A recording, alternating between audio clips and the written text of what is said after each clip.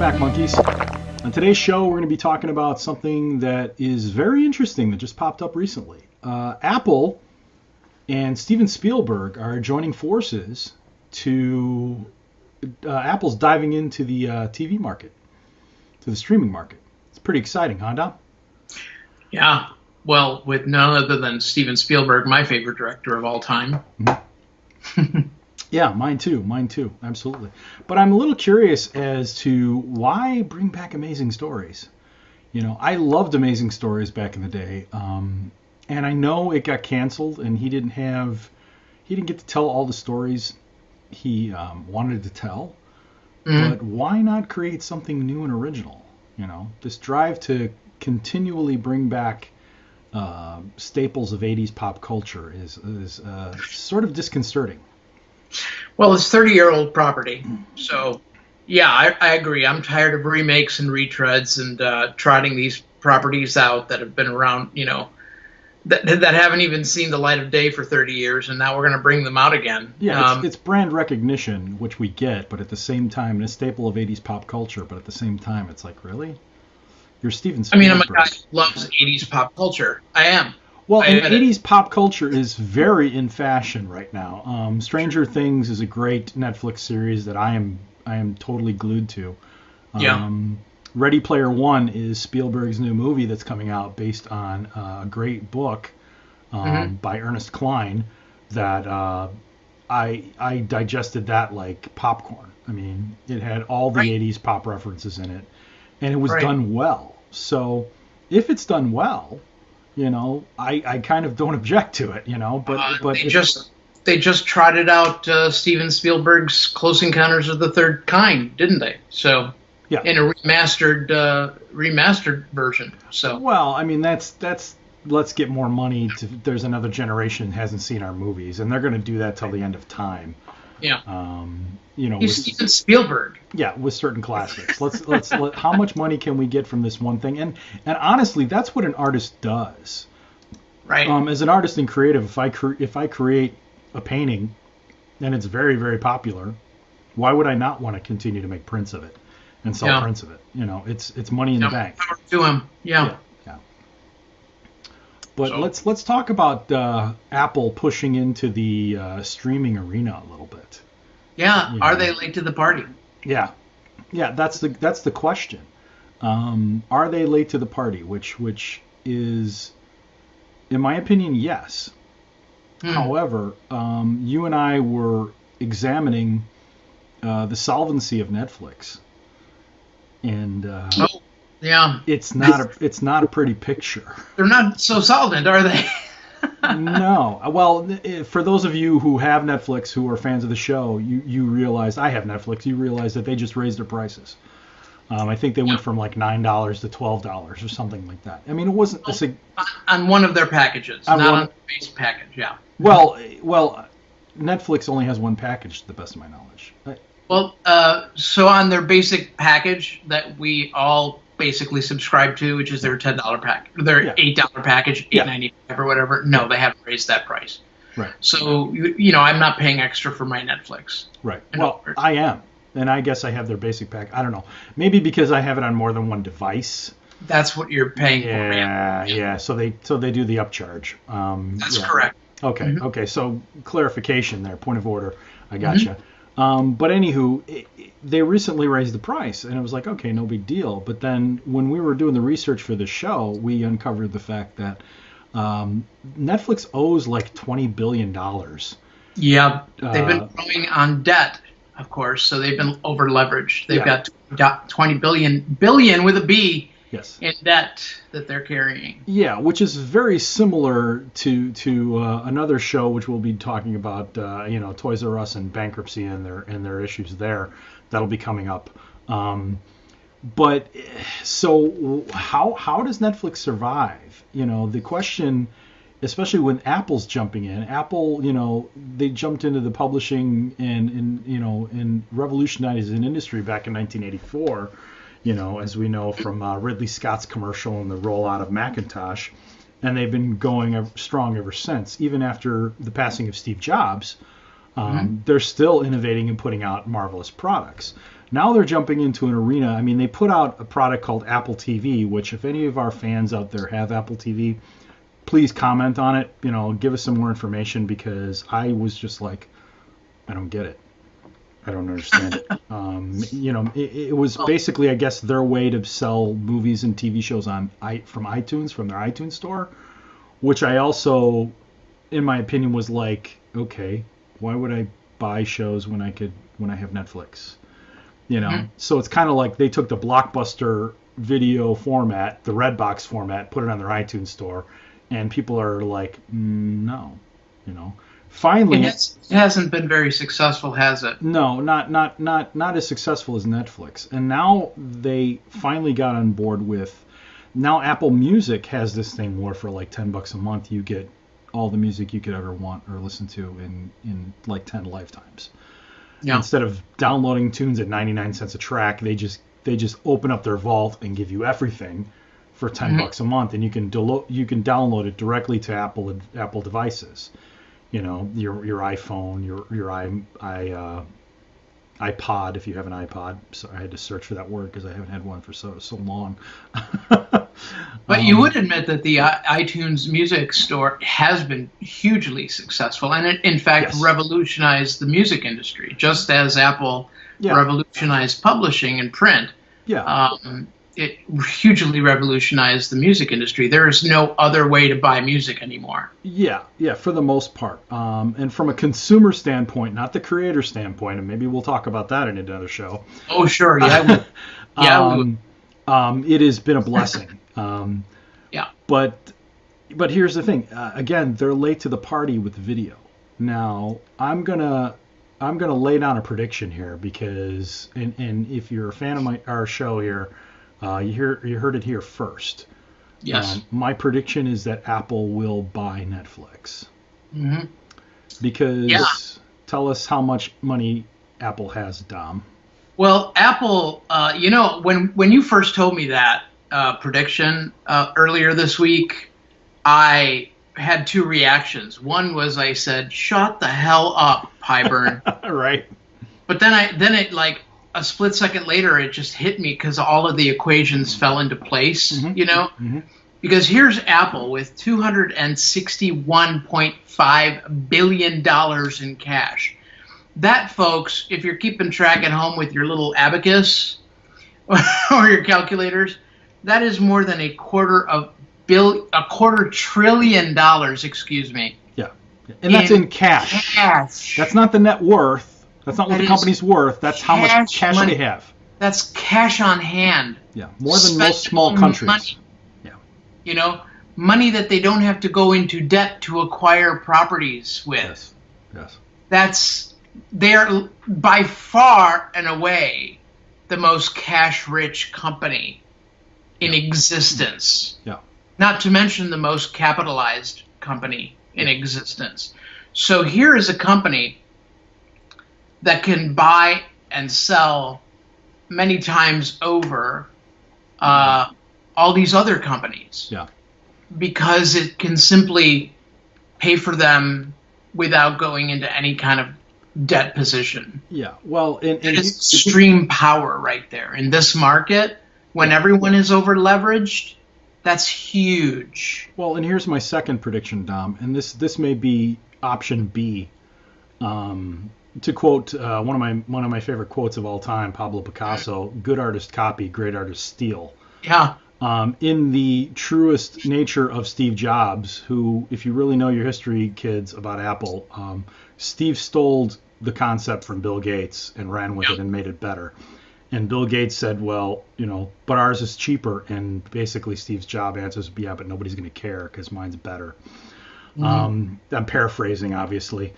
But my other prediction is maybe they won't buy Netflix. Maybe they'll just steal the concept. And maybe they'll just revolutionize it. And maybe in the true Apple Steve Jobs pirate lineage form, they'll just pillage the contracts from Netflix and throw money at the companies who are giving them the contracts for the media and just dry up the well.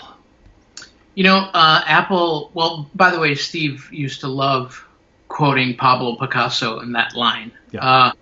But back when Apple was negotiating the agreements with the music studios, right?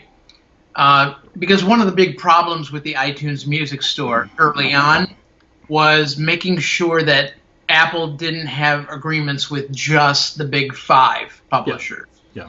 It had to, in order for iTunes to be successful, he had to have all of them. Yeah. He couldn't afford to leave out music publishers. Do you see what I mean? Right, because then that would be competition for somebody else to pick up and go against it. Yeah. You couldn't have a catalog that excluded, certain artists that, you couldn't get. Yeah. So Steve had to be very shrewd and just this consummate negotiator to attract all of them, or it was really a failure. Yeah. And what he managed to do is it's a business coup that nobody gives him credit for, right? So that kind of legacy, and hopefully Tim Cook has that kind of knowledge base that didn't die with Steve, and I can't imagine that Steve would allow that to happen, to die with him.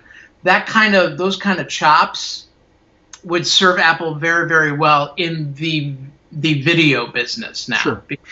In order to negotiate those kind of contracts, those kind of rights, they're going to need those chops. Whoever can negotiate that on the behalf of Apple, that'll be huge. Well, because if they're going to set up their own Netflix clone, or if they're going to buy Netflix, they're going to need to have more than what Netflix has been able to do on its own. Because as you and I know, as customers of Netflix, they ain't so great at negotiating these rights, because Netflix has a pathetic library, if you will, of titles.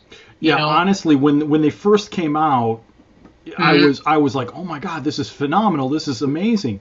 But I've been a Netflix subscriber for about 2 years now, maybe going on 3 years. Mm-hmm. And honestly, I'm almost kind of done with them. I mean, they have like 1 or 2 shows that I'm a really big fan of. And they continue to put out original content like all these other, new media streaming service companies are doing. Sure. But a lot of the new content they're putting out is not so great. Yeah. And we talked about this in a previous show, in our binge watching episode. We covered a lot of this, how you're like, oh, I binged the show and it was phenomenal, and then you're addicted to the binge, and you're looking for the next show, and then the next show is just not as good as the show you just watched. And it's not just the binging the TV shows, it's also the movie titles. Like some of these movie titles you're looking at and you're like, wow, these are from like 30, 40 years ago. Well, it's very blockbuster. And they're not great titles. They're B titles. Yeah, and it's very blockbuster video in the sense of I don't know, kids, if any of you remember actually going into a physical video store and walking around and walking up and down the aisles and looking at the videos, and it's like, there's nothing new. I've seen the new releases.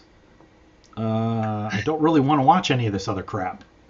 Right. Perfect example. I watched a movie yesterday called Bedazzled.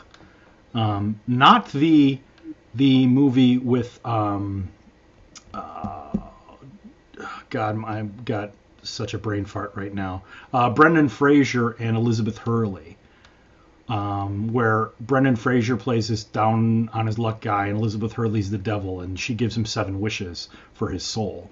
But the original movie that the movie was based on, which was from like 1963, I didn't even know this was this was a remake. That the Brendan Fraser movie was a remake, and it starred Dudley Moore in the Brendan Fraser role, a very young Dudley Moore. Yes. Okay. And this movie was on Netflix. And their whole search engine titles related to is so fakakta.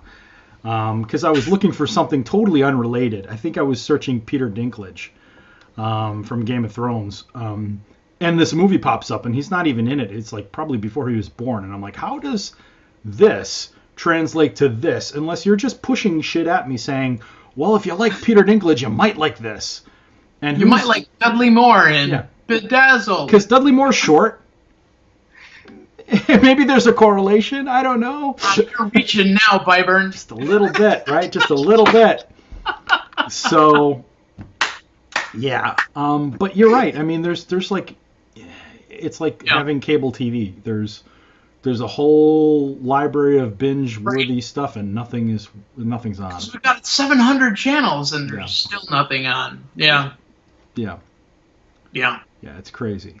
So, I mean, those are my predictions. I mean, it's basically, are they going to be the great unifier? I mean, the other thing is they could technically buy CBS. Because according to our statistics, CBS is like $653 million in debt. Yes. Granted, they're making like CBS is $22,653,000,000 in debt. Oh, my bad. I read those production notes wrong. That's a big hunk of change, baby. Yeah, but it's still not even close to the $261.5 billion in cash that Apple has. Yeah. Yeah, and as you rightly pointed out earlier this week while we were doing the research for the show, you can't just buy a company's debt and assume ownership of that company. Yeah, CBS is not going to walk away just for the debt. They're going to say, well, our properties are worth projectedly this much. It's a valid point. Yeah, but something's only worth... You're going to hack that much? Yeah, that's a bad position to be in. But something... Yeah, but something is only worth what someone is willing to pay for it. Thank you. Wow, you were paying attention when we were... Yes. I mean, you could say, oh, this is worth this much according to what? Yeah. eBay? You're not going to sell your company on eBay. That brings up an interesting point because we were talking about also earlier about the digital airwaves and the public airwaves, rather, and how... way back when, and I don't even know when that was, I think it was like really early 20th century, right? When the public airwaves were sliced up and auctioned off. They were deemed by the FCC, right? Yeah. Public airwaves, owned by the public, right? So the FCC was formed, right, appointed by Congress to curate those. Sure. And distribute them to private interests to operate, right? So, like the spectrum of airwaves, the wavelengths of airwaves and such, right? So maybe you could speak to some of that, because right now, because you've got some direct experience with those public airwaves saying, yeah, we're not going to serve you anymore. Well, right? Okay, yeah, I'll tell my little story. Way back in the day when I was going to art school in the city, we had cut the cord on cable because cable had just gotten too expensive, and it's still. And you were living in Oak Park, right? Yeah, we were living in Oak Park at the time because I had the Green Line, the CTA pass to get downtown was provided by the college I was going to. I just spilled my beverage all over my shirt. Well, you are a monkey and you're drinking beans, so just don't fling poo at our audience. I think it'll be fine. You may want to hold up something to the screen. Don't fling poo at me. I'm a mess. Fling coffee at you. There you go. So anywho, so I was downtown and I was just walking by, and all of a sudden I walked by CBS Studios, Channel 2. And I walked in and I asked them, hey, what's the deal with your signal? I have a digital antenna, and I can't get a signal. I can't watch your channel. I can get 5, I can get 7, I can get 9, I can get 32, I can get 11, I can get 50, yada, yada, yada. But I can't get 2 in to save my soul. And honestly, he said, look, you didn't hear this from me because it was like 2 people, working the front desk.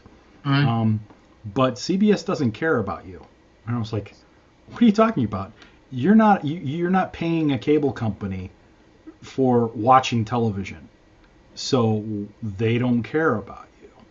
They're not pumping out a signal. They're pumping out the bare minimum signal required by the FCC, which, like, if you live downtown Chicago, you'll be able to get it. But if you live outside of the city, and Oak Park is literally like 20 minutes from downtown, it's not very far. Since then, they have increased their signal because I do get a signal on Channel 2 now. It's not always crystal clear and perfect and pristine. But basically, they don't care. But my next question is, how long will with this drive to streaming, it's taking money out of the cable companies' pockets. Like it's hurting their pockets big time. Sure. Things like CBS All Access, Netflix, Amazon, Sling, which I don't know. We're gonna do a show on that at some point, because supposedly you're supposed to get live cable via Sling through the internet.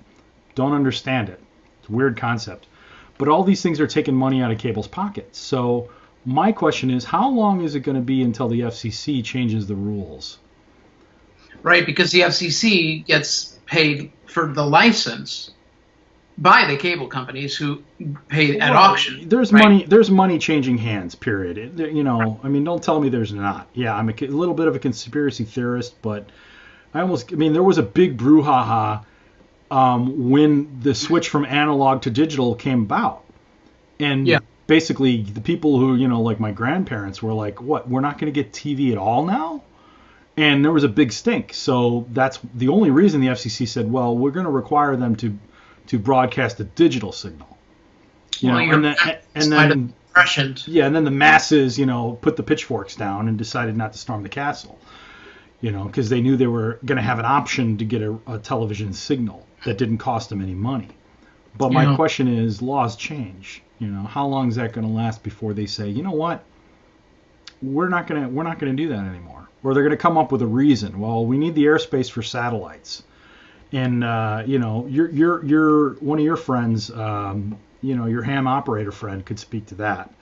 That there are so many airwaves, and you need to ask Michael Cozy about that. Yeah, Michael Cozy. Sorry, his name escaped me. I have only had 3/4 of a cup of coffee.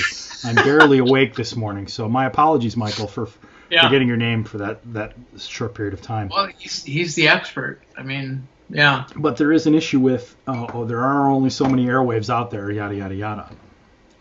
But squirreling off track a little bit, my prediction is, Apple is going to come. Apple's going to be like Disney. They're going to become a media giant. Disney bought Marvel, Disney bought Lucas. They're a powerhouse now. And Apple has been in the background developing technology. And realizing, okay, how many iPhone 10s are you going to sell at $1,000? Yeah, there's a lot of people out there that are going to go into hock and buy them and afford it. I'm not. I don't have $1,000 to spend on a cell phone. I don't. Yeah. This I bought on credit through Verizon, and it'll be the last phone I ever buy on credit, because it's just not worth it. Well, and I have an Android phone that cost me $25, so I stepped out of the ecosystem. Yeah. To go there. Yeah. And I mean, it's too rich for my blood now. Yeah, absolutely, and that's pretty much where we're at. So, tell us what you think, folks. I'd be very curious to hear what others might think about this. So, corporations, please do in the comments down here. Yeah, the corporations and the government, they don't give away anything for free. So I think we're reaching a point where the chain is going to break. The cable companies are going to go the way of the dodo, like Blockbuster, and your media is going to be consumed in, to the highest bidder, one of three ways. You're going to go with Amazon, who we're going to be doing a show on Amazon in the following weeks.